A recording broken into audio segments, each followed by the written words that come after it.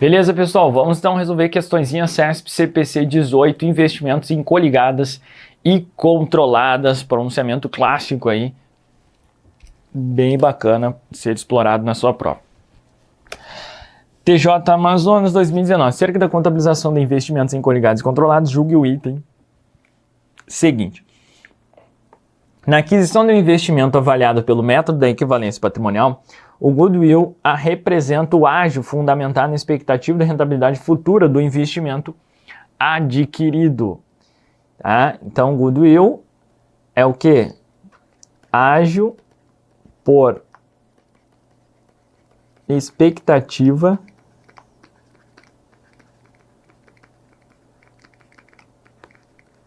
de rentabilidade futura, tá? Representa o ágio fundamentado na expectativa de rentabilidade futura do investimento adquirido, tá? Certinho aí. Como que calcula? Goodwill é o valor pago menos o valor justo lá dos ativos e passivos, né, da entidade. Beleza? Então, goodwill é o valor pago menos o valor justo. O valor justo dos passivos e ativos líquidos lá da entidade investida é de 800 mil. E o valor pago foi 1 milhão. Nesse caso, o goodwill vai ser de 200 mil. Beleza? Show de bola? Então, gabarito C aqui. Goodwill pago, ágio por expectativa de rentabilidade futura, representa o ágio do investimento adquirido. Perfeito. E onde é que vai ser classificado esse goodwill aqui? Nas demonstrações individuais dentro do investimento. E nas demonstrações consolidadas, ele vai para o intangível. Esse é um detalhe aí bacana de ser explorado em provas sobre o goodwill. Fechado? Então, gabarito certinho. Ao adquirir um investimento avaliado pelo método de equivalência patrimonial, a entidade adquirente deve incluir o goodwill no valor contábil do investimento e amortizar o referido goodwill em prazo não superior a 10 anos. Goodwill não amortiza, pessoal. Então, ao adquirir um investimento avaliado pelo método de equivalência, a entidade adquirente deve incluir o goodwill no valor contábil do investimento. Sim, nas demonstrações individuais, investimento. Sempre quando ele não falar se é individual ou consolidado, a gente considera como individual, tá? No valor contábil do investimento é amortizar o referido goodwill em prazo não superior a 10 anos. Não, o goodwill não amortiza. Não amortiza. Não tem lá uma base sistemática, né, para que eu consiga amortizar. Não amortiza.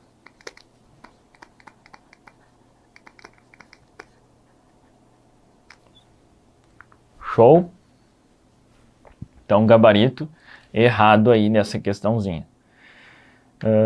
Vamos embora. CPC 18. Próxima questãozinha. O valor do investimento obtido pelo método de equivalência patrimonial consiste na aplicação da porcentagem de participação no capital social sobre o valor do patrimônio líquido da empresa coligada ou controlada, vedada qualquer dedução. E aí? Tava tudo certo aqui, até aqui, ó. O valor do investimento obtido pelo método de equivalência patrimonial consiste na aplicação de porcentagem. Então, vamos colocar um exemplo básico aqui. Alfa Bravo. Alfa adquire 60% do capital votante aí, das ações ordinárias da empresa Bravo. Então, Alfa é a investidora, Bravo é a investida.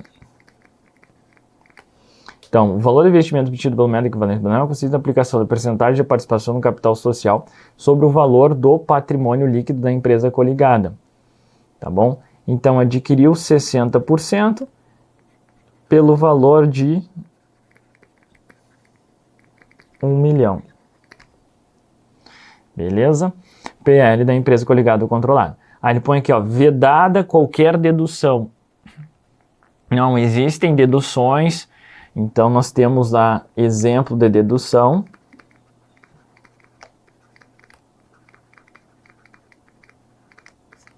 São as perdas estimadas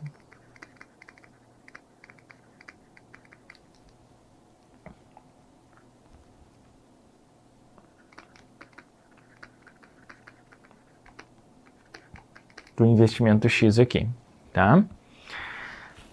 Beleza? Então o erro tá aqui, ó, vedada qualquer dedução.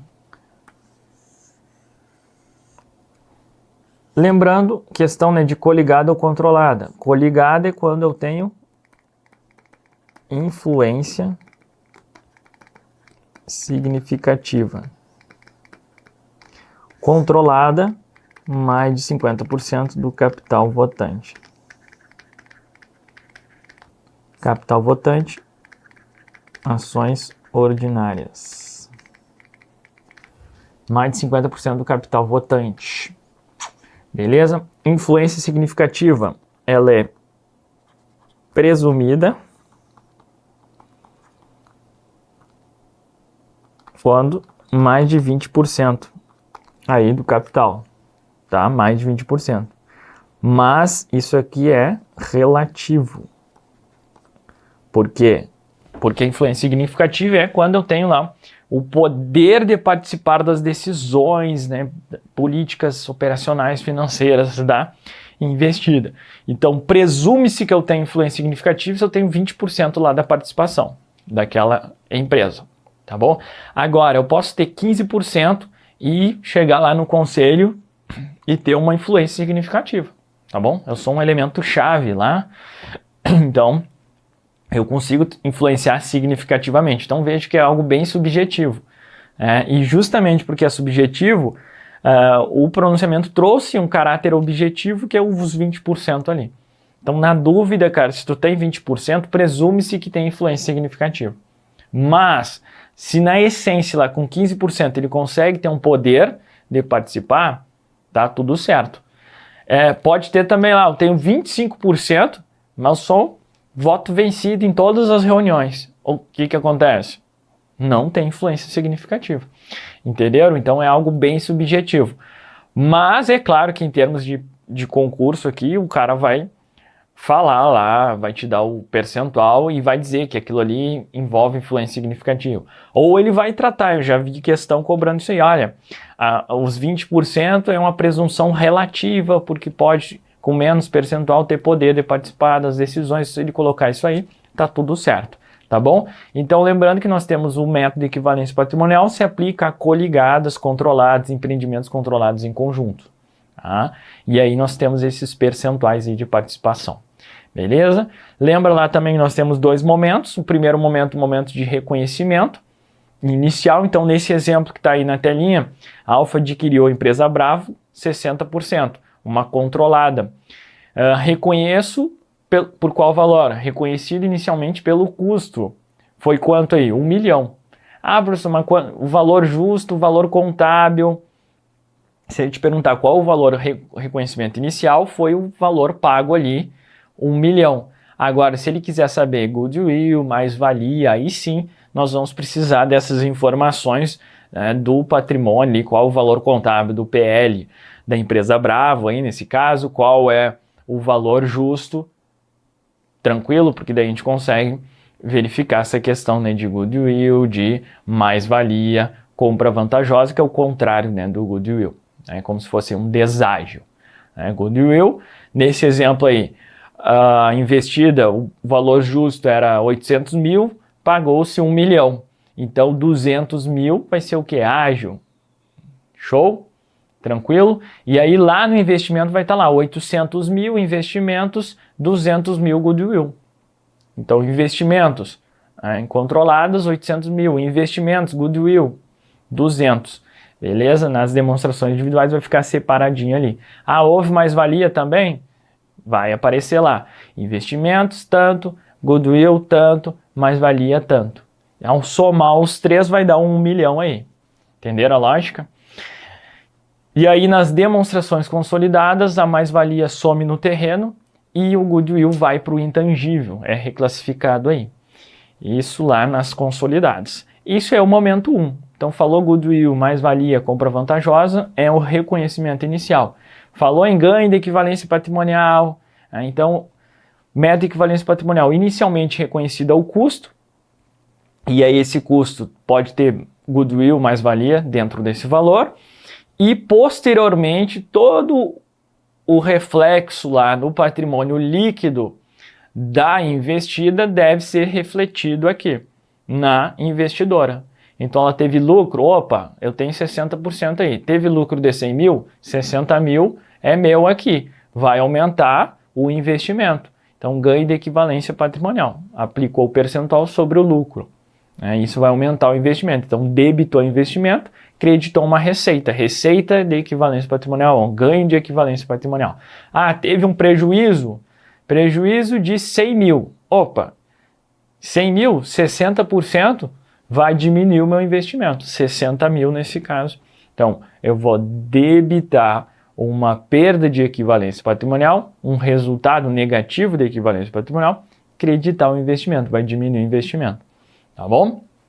Beleza? Então, essas alterações pós-aquisição lá no PL devem ser refletidas no âmbito da investidora. Show? Beleza, mas vamos evoluindo e a gente vai trocando uma ideia sobre esses pontos aí. No item seguinte, apresentar a situação, seguido na assertiva. Tá. Embora seja responsável pela nomeação de 4 dos 5 diretores da companhia beta, a companhia gama possui apenas 15% das ações com direito a voto da companhia beta. Nessa situação, a companhia gama deverá avaliar sua participação na companhia beta pelo método custo. Cara, muito boa essa questão. Acabei de falar sobre isso, né? Aqui, ó, isso aqui é presumida, é relativa. Tá bom? E olha agora, pessoal. Ela tem 15... Cara, muito boa essa questão. Não lembrava dessa questão, sinceramente. Tem 15%. Então, teoricamente, ela não tem influência significativa. Mas olha aqui. Ela nomeia 4 dos 5 diretores da companhia. Porra! Ela tem 15%, mas ela consegue nomear 4 dos 5 diretores da companhia. Então, ela o quê? Isso aqui é óbvio que ela tem influência significativa. Então, o examinador aqui deixou bem claro, cara, 4 de 5, né? Que é para não ter dúvida, não é mesmo? E aí tem lá no itemzinho 6 do CPC 18, ele cita alguns exemplos, né, de influência significativa. E um dos itens é justamente representação no conselho, né? Representação no conselho de administração ou na diretoria da investida. Pô, eu tenho 15%, mas eu tenho 4 dos 5 diretores da companhia. Então, assim, é significativo. 80% aí da diretoria, mesmo somente com 5%. Beleza? Então, é isso aí. Tá errado, portanto, né, o item. Ó, 15%. Nessa situação, a companhia gama deverá avaliar sua participação pelo método custo? Não. Método de equivalência patrimonial. Esses 20% aqui é relativo. E aqui já caiu uma questãozinha sobre isso. Muito boa essa questão. Então o gabarito dela é errado justamente por isso. Os investimentos avaliados pelo método de equivalência patrimonial devem figurar no ativo circulante do balanço patrimonial, em razão da alta liquidez que possui. Não, né, pessoal? É ativo não circulante. Aí dentro do ativo não circulante, lá em investimentos. Beleza? Então tá errada essa questão aí. Na avaliação e na contabilização de itens patrimoniais e de resultados de investimentos societários no país, o investimento em coligada avaliado pelo método de equivalência patrimonial no balanço individual da controladora deve ser inicialmente reconhecido pelo custo. Perfeito! Então, nós temos aqui dois momentos que eu segrego, né, para facilitar a nossa visualização. Então, momento 1 é o que a gente chama de reconhecimento inicial. Nesse reconhecimento inicial, né, custo, e aqui entra goodwill, mais-valia, goodwill ou compra vantajosa, é um ou outro, né, ou ágio ou deságio, então ágio ou deságio. Ágio, deságio, goodwill, compra vantajosa, mais-valia. E o valor do investimento, né? Investimento aqui.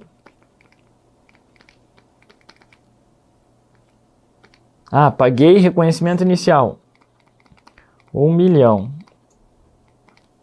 1 milhão. Beleza. Então, goodwill foi de 200 mil e teve uma mais-valia de 50 mil. Vamos botar 100 mil aqui, facilitar minha vida. 100 mil. Então, como que vai aparecer lá no balanço patrimonial? Investimento, 700 mil. Goodwill, 200 mil. E mais-valia, 100 mil. Tudo dentro do ativo não circulante investimentos. Isso nas demonstrações individuais. Então, adquiriu por 1 milhão. Goodwill, investimento X lá, 200, mais-valia, 100 mil. E o valor, né, a diferença aqui, 700 mil. 700 mais 200, 900, 1 milhão. Ativo não circulante de investimento. Então, você explode lá a continha, né, dentro dessas aqui. Esse é o momento 1, reconhecimento inicial. Momento 2 são alterações pós-aquisição. Então, reflexos do PL da investida. Né? E aqui, basicamente, é o resultado e também resultado e dividendos, distribuição desse resultado. Né? São pontos marcantes e importantes para a sua prova. Beleza? Aqui no resultado, nós temos os ganhos de equivalência patrimonial, perdas de equivalência patrimonial.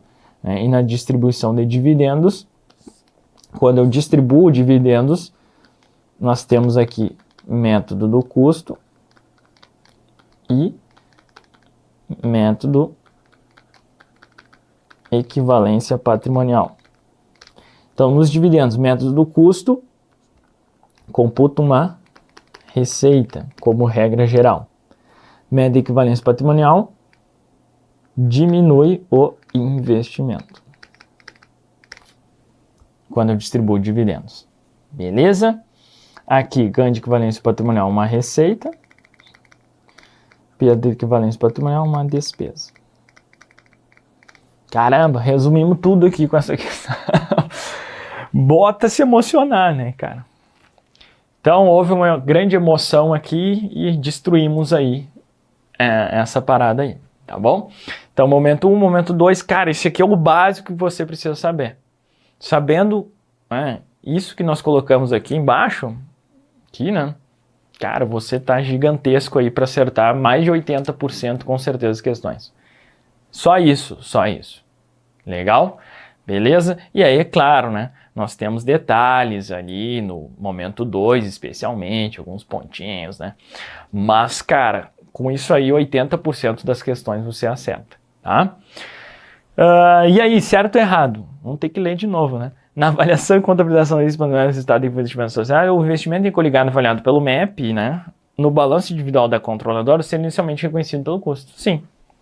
É isso aí. Certinho.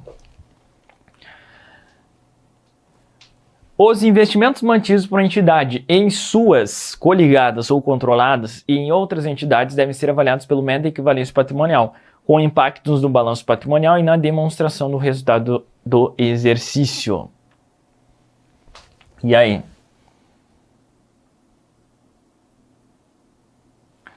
Os investimentos mantidos por uma entidade em suas coligadas ou controladas e em outras entidades devem ser avaliados pelo método de equivalência patrimonial, com impacto no balanço patrimonial e na demonstração do resultado do exercício.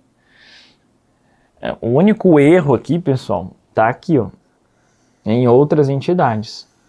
Coligados e controlados, perfeito. Método de equivalência patrimonial. Método de equivalência patrimonial, método de equivalência patrimonial, tanto nas coligadas como nas controladas. Em outras entidades, se não se enquadra como coligado, controlado, empreendimento controlado em conjunto, vai ser o quê? Método do custo. Tá? Então tá aqui o erro, justamente porque ele generalizou essa parada aí. Uma empresa cujo processo produtivo dependa de matéria-prima controlada por produtor monopolista é considerada empresa coligada da fornecedora de matéria-prima, ainda que a participação de uma na outra seja ínfima. Aqui, pessoal, foi um itemzinho, na verdade, da lei das SAs, artigo 243, parágrafo 4º.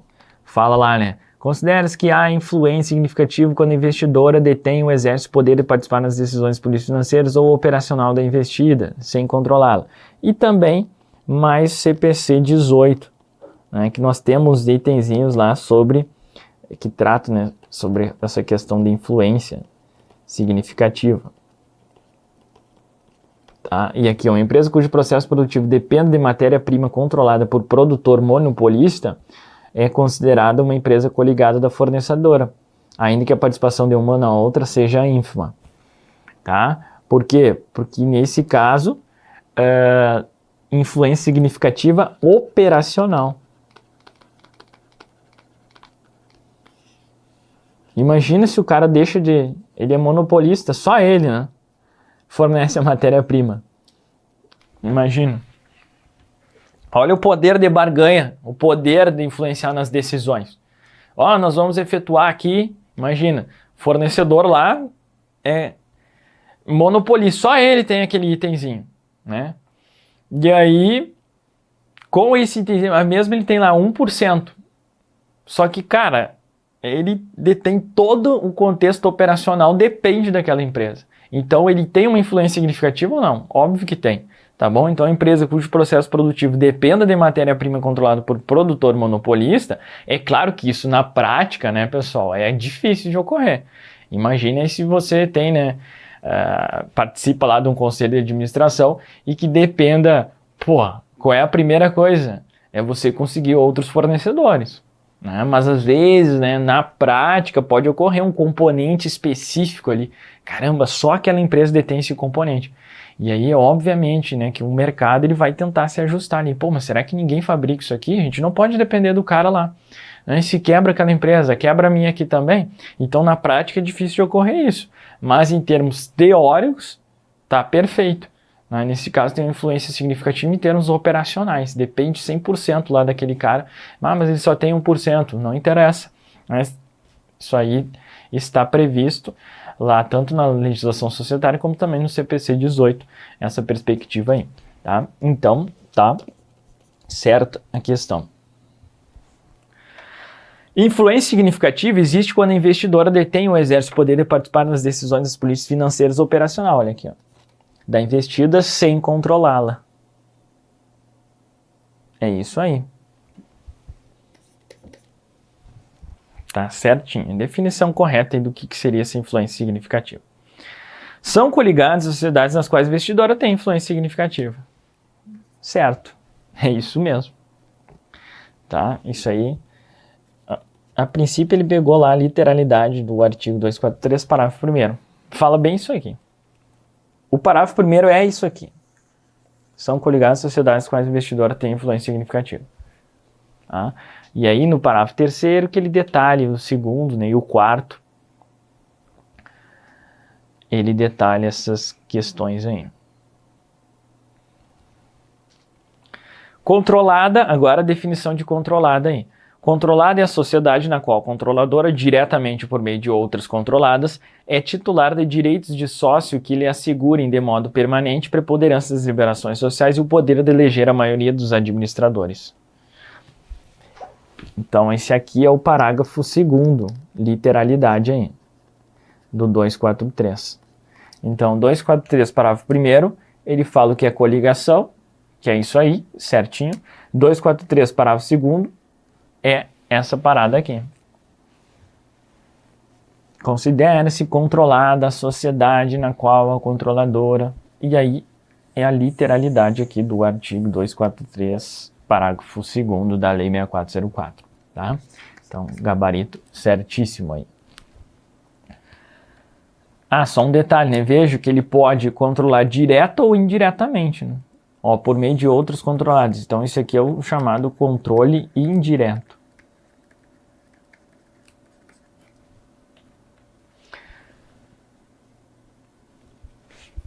Com relação aos critérios de avaliação de ativos e seus efeitos de patrimônio, julgue o item a seguir. O investimento que garanta à sociedade investidora uma influência significativa sobre a sociedade investida deve ser avaliado pelo método de equivalência patrimonial. Certo? Até aqui, sem problema. O qual exige que eventuais lucros gerados pela investida sejam reconhecidos no patrimônio da investidora. Certo? Como ganhos de equivalência patrimonial nesse caso. Independentemente de ter havido a distribuição desses lucros sob a forma de dividendos. Certo? Independentemente de ter havido a distribuição desses lucros sob a forma de dividendos. Tá bom? Por quê? Porque a distribuição dos dividendos vai diminuir o investimento. Tá? É justamente isso, para fazer uma contrapartida com ganho lá de equivalência patrimonial. Tá? A distribuição de dividendos vai diminuir o investimento e o ganho de equivalência patrimonial vai aumentar o investimento. Tá certíssimo aí. Situação hipotética. O balancete de verificação de determinada companhia aberta tem as seguintes contas sintéticas: participações permanentes em outras sociedades, avaliadas por equivalência patrimonial, e participações permanentes em outras sociedades, avaliadas pelo valor justo. E a essas contas estão vinculadas as subcontas a seguir. Então ele trouxe aí, ó, subcontas: mais-valia, participações incontroladas, participações minoritárias, perdas estimadas incontroladas. Assertiva. De acordo com essas informações, o saldo da conta participações permanentes em sociedades avaliadas por equivalência patrimonial é igual a 2.700.000. Olha aqui, pessoal. É aquilo que eu falei, né, que fica explodido lá no balanço patrimonial. Então nós temos aqui participações incontroladas, 2 milhões. Então lá no balanço patrimonial vai ficar lá assim, ó, participações incontroladas, 2 milhões. Aí vai vir mais-valia, participações incontroladas, mais-valia sobre os ativos e investimentos controladas. Então, 800.000, mais-valia controladas. Então, mais-valia 800.000. Perdas estimadas incontroladas. Isso vai diminuir aqui, ó. Perdas estimadas. E aí vai 100.000 aqui. Participações minoritárias. Ele quer saber o saldo da conta participações permanentes em sociedades avaliadas por equivalência patrimonial. Esse aqui não é avaliada pelo método de equivalência patrimonial. Por quê? Porque é minoritária, então segue o método do custo aí. Então tá fora esse itemzinho aqui, esse valor é negativo, que é uma perda estimada, uma conta redutora de ativo. Então, dos 2 milhões mais 800.000, 2 milhões e 800.000 menos 100.000, 2 milhões e 700.000, portanto, gabarito certo. Show? Então, com isso, né, fechamos aí 30 minutinhos na tampa nossas questõezinhas aqui que selecionamos sobre o método de equivalência patrimonial. É claro que mais questões lá no material em PDF. Sempre é bacana resolver todas as questões independentemente de banca, né? Porque resolvendo questões de outras bancas te ajudam muito numa perspectiva de uma exigência da outra banca ali. Então, assim, dentro do possível, resolva todas as questões que nós colocamos lá no livro eletrônico. Tá bom? Beleza? Independentemente, mas não é explorado dessa forma. Cara, mas a forma ali, a interpretação, a outra banca pode cobrar uma parada muito próximo daquilo. Então vai fortalecer o teu estudo, tá bom? Então faça todas as questões lá dentro do possível, porque isso vai fortalecer aí bastante o teu estudo, tá bom? Então é isso aí. CPC 18 questõezinhas aí que nós retiramos aí de exigências passadas da banca Sebrasp, CESP, facilita aí, né, a nossa revisão, a nossa fixação dos conhecimentos teóricos estudados na aula. Forte abraço, bons estudos e até a próxima. Valeu!